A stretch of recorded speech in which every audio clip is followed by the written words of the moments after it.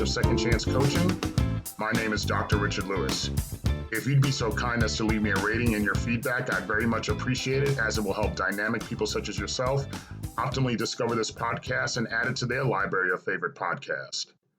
As you know, at Second Chance Coaching, we focus on seeing everyday life through the eyes of the returning citizen and highlighting the resiliency of the human spirit. I'd love to work with you one-on-one, whether you're a returning citizen or a coaching client seeking your second chance, or you're a representative of a business, college, or university seeking to integrate and support returning citizens in your organizational and learning environments.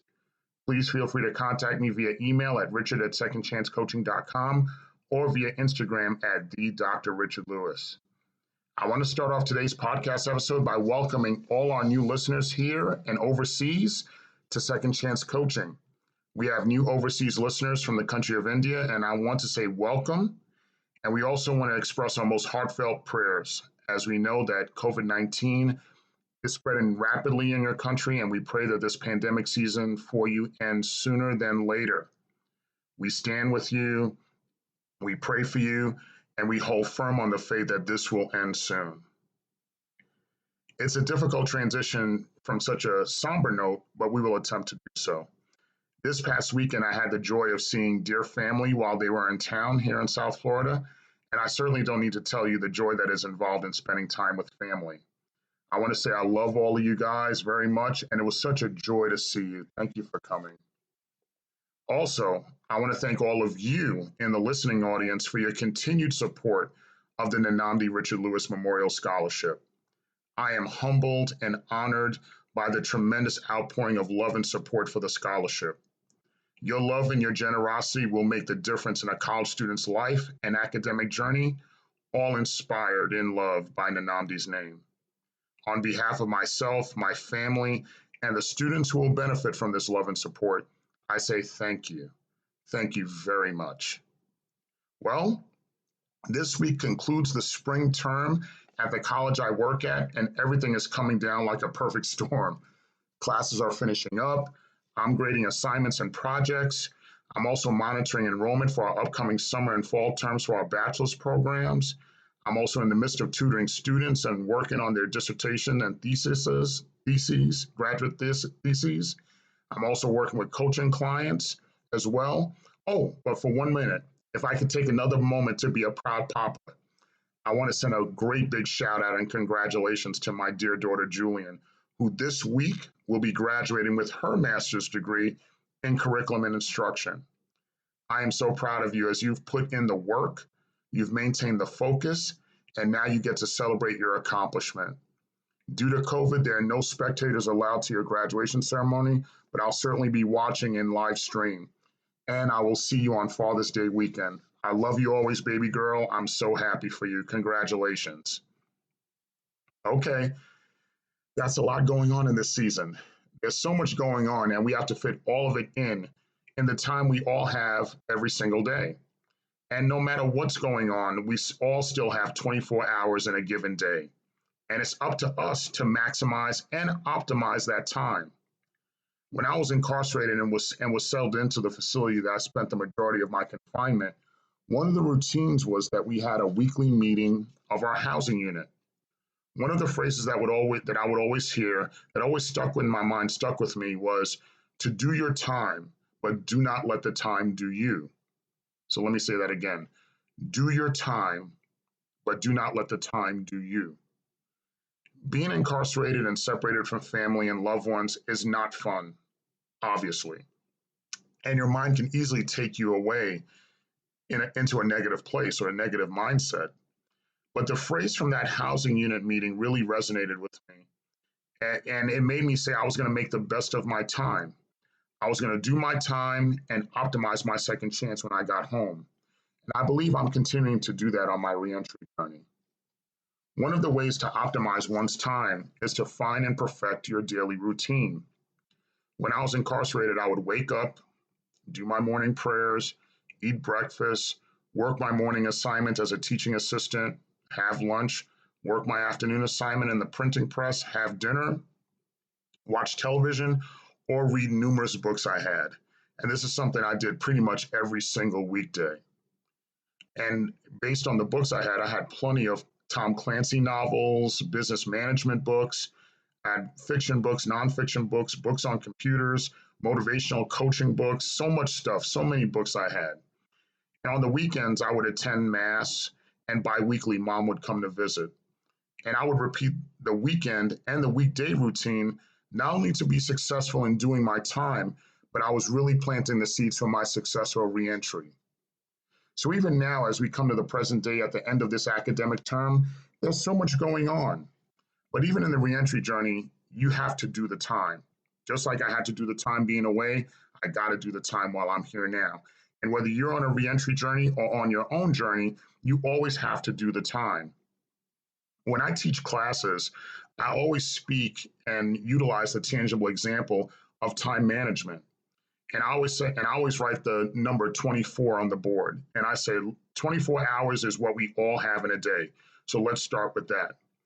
And let's subtract from the 24 hours that we have as far as the things that we need to do. So subtracting from the 24 hours, let's assume that you have 8 hours to sleep. You should sleep in an 8 hour time period. And then let's subtract that you have 8 hours that you work in a given day at your place of business. Or it could be more depending on if you own your business or whatever it is that you do. But let's say for the purposes of the example, it's 8 hours that you got to work. And then whether it's I even find this, whether it was pre-pandemic or even still now working remotely, you have 2 hours that you basically are getting ready when you wake up in the morning and you're commuting to work. So basically, let's say that's 2 hours that you dedicate to doing that. Then on the way home, you have 2 hours to get home and you're basically decompressing from the day. During the week, after all of these hours, you only have 4 hours that are not accounted for. Those are the 4 hours that you have to yourself to use at your discretion. So think to yourself, and I said this to my class, what will you do with those 4 hours? Will you spend time with family? Do you go to school? Do you watch TV? Do you eat dinner? Do you read? What other activities are you doing? So at the end of the day, how are you doing your time? So let me say it again. How are you doing your time?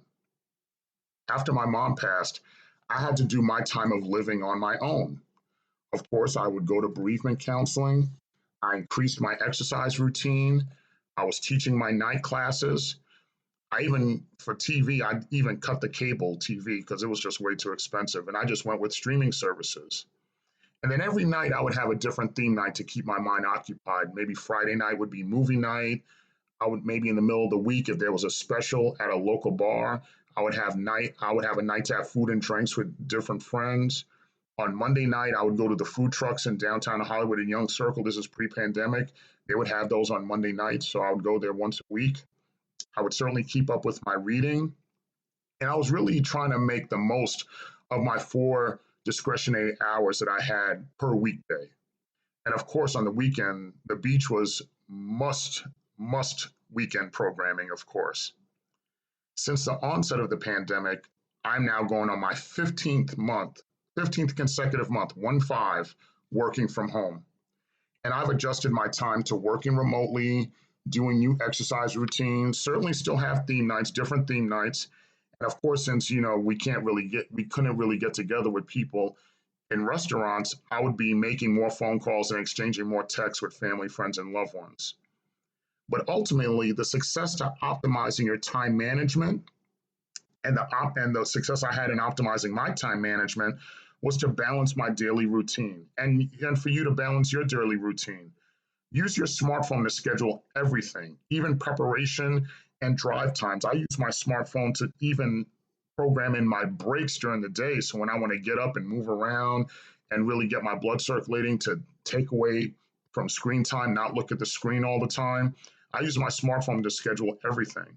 Now, if you're one of the few people who don't have a smartphone, take out the old notebook, do the to-do list, write out the times and things of that nature, and always look at your to-do list all day so you really have a balance in optimizing your time schedule. And then another thing that I do is about every 2 to 3 weeks, I try to optimize the effectiveness by routine by going a little bit outside of my comfort zone. I'll incorporate new routines. I'll take on new projects. I'll do new to-dos. And then I keep it going and I integrate it as part of my daily routine. And then I optimize that time continuously to get the most out of my 4 discretionary hours during the week. Even developing this podcast was something that took me out of my comfort zone. I didn't want to sit there and speak about my own personal experiences and be vulnerable and really take people on an inside journey of what it's like to be a returning citizen and going along your reentry journey. But I felt like that's something I needed to do. It really called upon me to do it. I've certainly enjoyed doing it, and I hope you're enjoying it as well. That's a little bit of the alarm. I need to change the battery on the fire detector, so that went off. I apologize about that. But like I said, doing this podcast took me out of my comfort zone, and I've certainly enjoyed it, and I hope you're enjoying it as well. But since once again I talked about being that this is the end of the term, I just handed in my grades, so all of my students passed, so I'm happy about that. But since it's the end of the term, usually we ask our colleagues, especially our faculty colleagues, that what will you do for the summer? Because some teach in the summer, some don't. Those of us in student services, we work all year. And even in the tail end of the pandemic in the United States, people with the tail end of the pandemic happening now in the United States, people are now having more plans to optimize their time and optimize their lives. They're traveling to see family. They're taking on different projects. They're doing different things to really occupy their time and to optimize their time. And there's so much going on. Sometimes they don't have time to put everything down. But I told them, use your smartphone, use the notebook, get the most out of your time, because before you know it, you'll wake up and say it's the end of the summer and you don't even know what it is that you did. For me, this summer, I definitely plan to see my family. I plan to see my sister and my niece, and plan to see Julian for Father's Day weekend, and really enjoy that time, and can really enjoy that time with them, and enjoy that time that I didn't have last summer to do. And of course, I'm incorporating at least one thing to step out of my comfort zone. So I'm happy to announce my new project that I'll be working on this summer will be to write a book. This will be my first book writing on my own. I'll definitely give you guys periodic updates on the progress of the book and what the book will be about as I'm moving forward with the project. I'm putting the framework together now, and we'll definitely let you know when the book will be available for sale. So I'll give you those periodic updates as well to keep me accountable, to make sure I'm doing what it is that I'm supposed to do. And I definitely have brought in my accountability partners to, to keep me on task as far as getting this done. But it was funny. I was talking to one of my other friends and I was telling them, yeah, I want to get the book done by a certain amount of time to do this and do this and do that. And my friend Darren really gave me a great perspective. He said, look, when you're creating something or creating a work of art or a work of literature, don't put any deadlines on it. Just go through the process, enjoy the journey. And then when it's going to get released when it's supposed to be released, it'll be ready when it's supposed to be ready. And I appreciated that so much because, when you're in an academic mindset, we always work with deadlines. Like, I have to do this by this time. This has to be done by that time. This has to be due by this time. And I only have a certain amount of time to do it. And he was saying, this is your project. So you make sure that you put all you can into it, and don't put a time frame on it. Just make sure that you put in the work to make it quality done, and it'll be quality ready, and it'll be ready when it's supposed to be ready. So Darren, thank you so much for that advice. I embraced it, and I will certainly roll with it to make this project a labor of love that when it comes out, that people could see the love that I put into it, and it speaks love into them as well. So that'll be how I continue to optimize my reentry time management. So think about it. How will you optimize yours? How will you optimize your reentry time management? How will you optimize your time management in your journey? I know you have something great that's in store. There's something great that's going on right now. And how are you going to make that time to make it happen? I'd love to hear about it. I'd love to hear about what you got going on. And I'd love for you to share your journey with me. As always, I'd love to work with you one-on-one. I love to work with you as a returning citizen. If you want to just be a coaching client, or you're representative of a business or college or university, I'd love to work with you in supporting you or supporting the returning citizens in your learning or organizational environment. Feel free to contact me anytime via email at richard@secondchancecoaching.com or via Instagram at the Dr. Richard Lewis. Remember, you've been blessed to see this new day, new moment, new minute, new second. You've been blessed to see it. That means you've been blessed with your second chance. So it's certainly up to you to make the best of it. I love you all. Take care, and we'll talk again next week.